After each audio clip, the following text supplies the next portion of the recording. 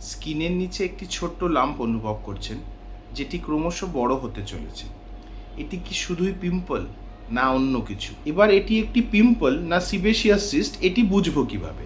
সিবেশিয়াস cyst খুবই slowly growing হয় এবং জেনারেলি পেনলেস হয়ে থাকে, এবং সিবেশিয়াস সিস্টকে চাপ দিলে একটি দুর্গন্ধযুক্ত চিজি মেটেরিয়াল বেরিয়ে আসে।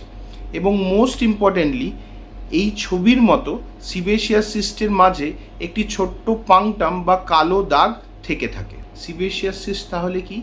এটি একটি ছোট্ট স্যাকের মতো জিনিস বা থলির মতো জিনিস, যা আমাদের স্কিনের নিচে হয়ে থাকে এবং এর মধ্যে ভর্তি থাকে কেরাটিন মেটেরিয়াল বা ডেড টিস্যু মেটেরিয়াল।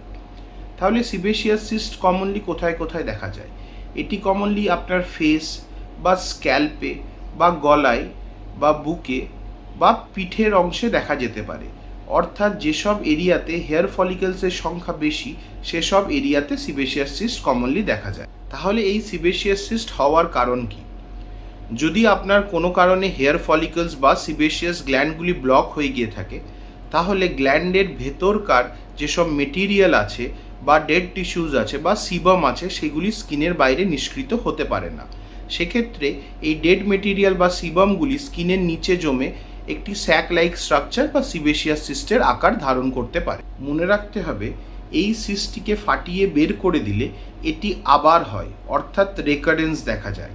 তাহলে এর সঠিক চিকিৎসাটি কি, এটি আমরা নেক্সট ভিডিওতে আলোচনা করব। ভালো থাকবেন, সুস্থ থাকবেন।